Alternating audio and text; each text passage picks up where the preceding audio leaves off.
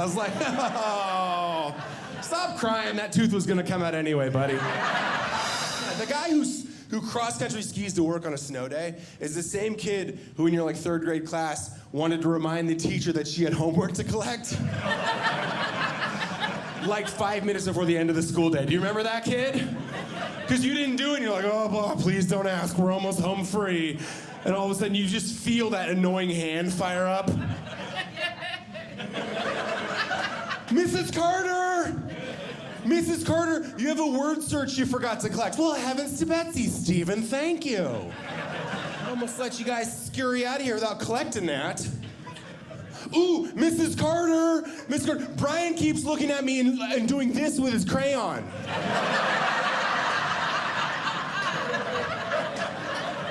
Sharpened it too with a little right there on the back of the crayon box. And learn how to drive a snowplow, Stephen. Watch your back. Big blade. I taught for a year. I taught kindergarten for a year. And yeah, that's about the reaction I get. Yeah. That's how you know it's a tough job, though, when you talk about it like a prison sentence. You know what I mean? I did a year in education, then I got out. Yeah.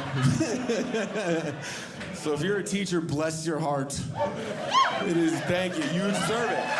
All of you educators absolutely deserve it. I was not good. Not good at education. I used to take the kids outside all the time because I needed a break, a mental health break for me. Do a little outside learning, and I would invent games that were super fun. I invented a game called Kick the Playground Ball as high as I can and pay someone $5 to catch it. You know those rubber ones? Oh, the sound they make when they ping off a child's face. Oh, it made college worth it. I was like, oh. Stop crying. That tooth was gonna come out anyway, buddy. Just made you $5 when you get home. Running out of those things. The school I worked at, it was in like an inner city area, and we had like a kind of a sketchy woods near a fence. And I used to take the kids on little nature walks, just be outside, because you have to keep them moving, right? Like kindergartners, you got to keep them on the move at all times. As soon as you stop, they start rattling in their desks like tiny little rockets. And then I'm like, where is your other shoe? How did you lose a shoe? How come kids can't keep both shoes? Like, you're walking around like, oh, I don't even know. You don't know? What do you mean you don't know? Your shoe just fell off, you're like, I'm not gonna need that one, who cares? I'm a one shoe kind of guy. When they were walking out by those woods, and there was like a bunch of homeless dudes or unhoused or whatever, I don't know what their situation was. I don't want to get canceled for calling them what they are, but they weren't in a house. Covering all bases here. Let's just say that they look like pirates, and that's what I told the kids they were, okay? That's what I told them. They all look like pirates.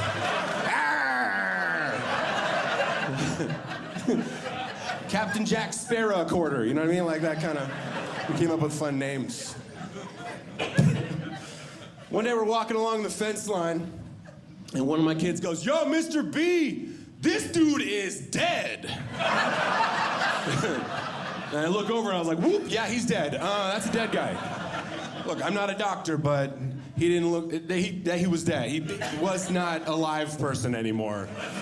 So I'm panicking. I'm like, oh my, and I run the kids inside because we're not even supposed to be outside right now. Got a bit of a situation on my hands that I got to deal with. And I call the front office, the secretary answers, and I go, hey, we just found a dead guy on the playground. And she goes, how long's he been there? And I was like, way before we got there. Way before. I've got 29 witnesses that said we had nothing to do with it right now. 28, one of them's a wild card, but 28 witnesses I can count on. 29 of them willing to get airheads, you know what I mean? I'm gonna have to barter with some of these little guys. So she's like, no, I gotta tell the paramedics how long, and I'm like, he's super dead, so just go ahead and tell them if they got other stops that they're good. You know what I mean? Look, I'm not gonna do their routing for them, you know what I mean? If there's other emergencies, It's not imminent, is all I'm trying. Look, I don't know. You know when you order Uber and you're like, oh, they gotta stop first? Someone had an emergency. But then I'm like, look, this is your moment. That's a big deal, right? I mean, I was rattled. I'm a grown-up in theory, and I was rattled. I was rattled, and I was like, oh my God, like, whatever they say, whatever you say to these kids right now, they're gonna remember forever whatever their teacher said the day they found the dead guy. And so, yeah, I watch Dangerous Minds, I know. I mean, this is serious. This is impactful. So I take a knee, and I'm like, all right, guys, come on in here. Get in. Come on, get in. Oh, come on, get in here. Don't ruin my moment. I'm like, guys, look, I know we just found something. It's very serious, and you're probably all kind of scared right now, but I just don't want you to be scared. You don't have to end up like that dead guy. You know? Look, no, I don't want you to be scared. We don't know what decisions in life he made to end up like so dead like that, you know, so super dead, like way dead.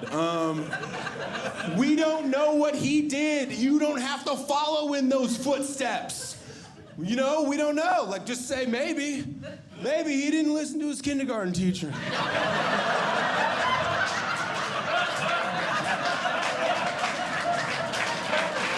Choice is yours, guys. I mean, really, honestly.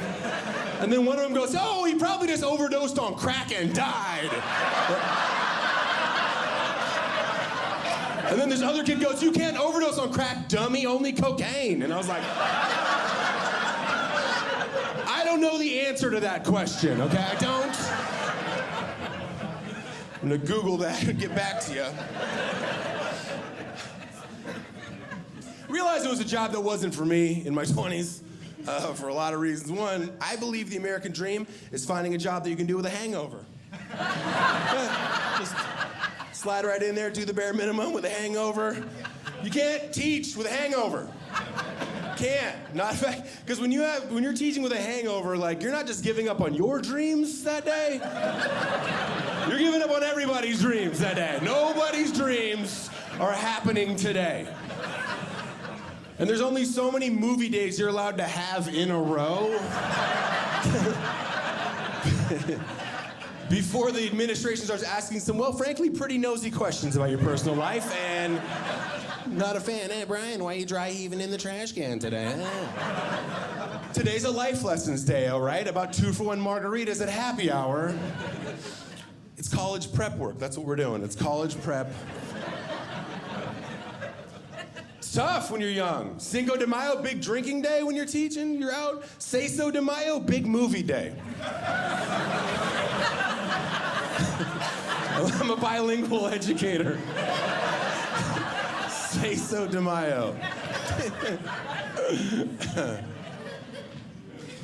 One of the kids I had was a genius. He still is a genius. He was a genius then. He's still a genius now. He had Asperger's, and he was very brilliant. And he graduated from MIT in Boston, which is like a prestigious technological school. Look, he graduated at 16. He would have done it at 15 had I not been involved. As you can tell, I can't even pronounce the school. He would have definitely been on his way a little bit faster had it not been for that first year. So we all have a routine, right? Everyone has a routine in the morning. You get your coffee at the right place. It's got to be the right kind. You got stoplights, the routes, traffic. And when your day is off, you're just not functioning the same way. So sometimes when he was a little stressed out in the morning to get rolling, he'd just sit by my desk and he'd listen to a little song. Just kind of listen to a little song on a tiny little speaker and not bothering anybody. No one in the class, we're just getting things rolling. But it wasn't the same entire song. It was the same front end 8 seconds of the same song, like over and over again, very quietly, so only I can hear, right? And so sometimes my mornings would start off like this. How did we end up like this? Why weren't we able? How did we end up like this? Why weren't we able? How did we end up like this? Why weren't we able? weren't you able to do? Do you know what kind of a wild world that is to live in, where I'm not worried about anything but Nickelback trying to accomplish something?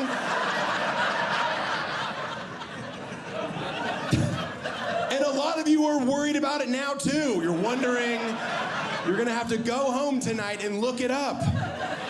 I would tell you, but I want you to know what I experienced.